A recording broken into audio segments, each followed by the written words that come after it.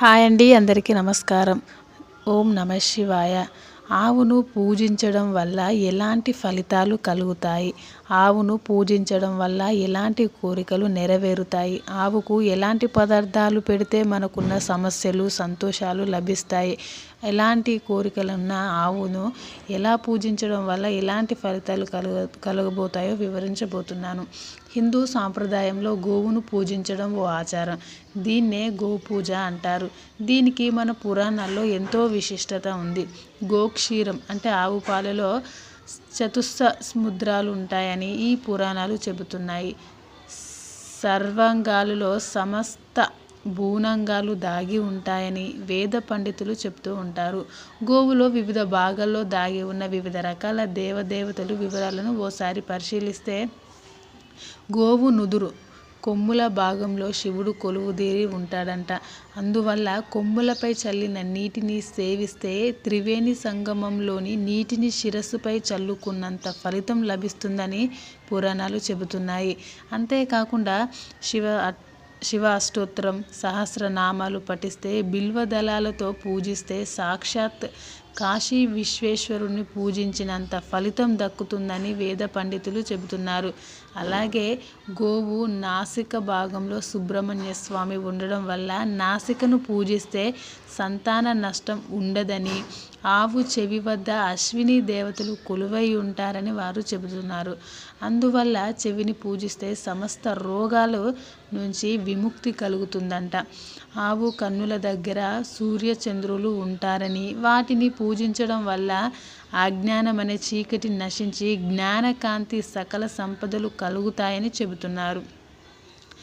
ఆవు నాలికపై వరుణదేవుడు ఉండడం వల్ల అక్కడ పూజిస్తే శీఘ్ర సంతతి కలుగుతుందని చెబుతున్నారు. అదేవిధంగా ఆవు సంకరంలో ఉన్న సరస్వతి దేవిని పూజిస్తే విద్య ప్రాప్తి. ఆవు చెక్కిళ్ళలో కుడివైపున యముడు, ఎడమవైపున ధర్మదేవతలు ఉంటారని ప్రగాఢ విశ్వాసం. కనుక వాటిని పూజిస్తే యమబాధలు ఉండవని, పుణ్యలోక ప్రాప్తి కలుగుతుందని చెబుతున్నారు. ఆవు పెదవుల్లో ప్రాతం సంధ్యాది దేవతలు ఉంటారంట. వాటిని పూజిస్తే పాపాలు నశిస్తాయని పండితులు అభిప్రాయం. అలాగే ఆవు కంఠంలో ఇంద్రుడు ఉంటాడని, అందువల్ల దాన్ని పూజిస్తే ఇంద్రియ పాటవుల సంతానం కలుగుతుందంట. ఆవు పొదగులో 4 పురుషార్థాలు ఉంటాయి కనుక ఆ చోట పూజిస్తే ధర్మార్థ కామ మోక్షాలు కలుగుతాయని చెబుతున్నారు. ఆవు గిట్టలు చివర నాగదేవతలు ఉంటారంట. వాటిని పూజిస్తే నాగలోక ప్రాప్తి లభిస్తుందని చెబుతున్నారు. వాటితో పాటు భూమిపై నాగపాముల భయం ఉండదంట. ఆవు గిట్టలో గంధర్వులు ఉంటారు కనుక గిట్టెలను పూజిస్తే గాంధర్వ లోక ప్రాప్తి, గిట్టెల ప్రక్కన అప్సరసలుంటారు. ఆ భాగాన్ని పూజిస్తే సఖ్యత, సౌందర్యం లభిస్తుందంట. అందువల్ల గోమాతను సకల దేవత స్వరూపంగా భావించి ఆవును పూజిస్తూ ఉంటారు. గోమాతకి ఇంటి ముందు కానీ దేవస్థానంలో కానీ మనం కొన్ని తినడానికి పదార్థాలు దానం చేస్తూ ఉంటాము. ఏ పదార్థాలు పెడితే ఏ ఫలితాలు కలుగుతాయో వివరించబోతాను. బియ్యాన్ని దానం చేస్తే పాపాలు తొలగుతాయి. వెండిని దానం చేస్తే మనశ్శాంతి కలుగుతుంది. బంగారం దానం చేస్తే దోషాలన్నీ తొలగిపోతాయి. పండ్లను దానం చేస్తే బుద్ధి సిద్ధి కలుగుతాయి. పెరుగు దానం చేస్తే ఇంద్రియ నిగ్రహం కలుగుతుంది. నెయ్యి దానం చేస్తే రోగాలు పోతాయి, ఆరోగ్యంగా ఉంటారు మీరు. పాలు దానం చేస్తే నిద్రలేమి ఉండవు. తేనె దానం చేస్తే సంతానం కలుగుతుంది. ఉసిరికాయలు దానం చేస్తే మతిమరుపు పోయి జ్ఞాపక శక్తి పెరుగుతుంది.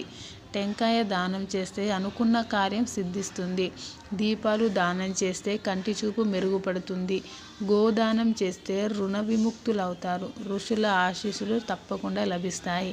భూమిని దానం చేస్తే భూలోక దర్శనం లభిస్తుంది. వస్త్రదానం చేస్తే ఆయుష్ పెరుగుతుంది. అన్నదానం చేస్తే పేదరికం పోయి ధనవృద్ధి కలుగుతుంది.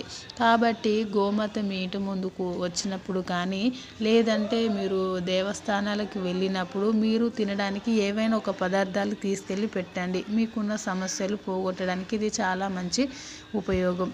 తప్పకుండా నా ఛానల్ని సబ్స్క్రైబ్ చేయండి. మీకు తెలిసిన వారికి షేర్ చేయండి.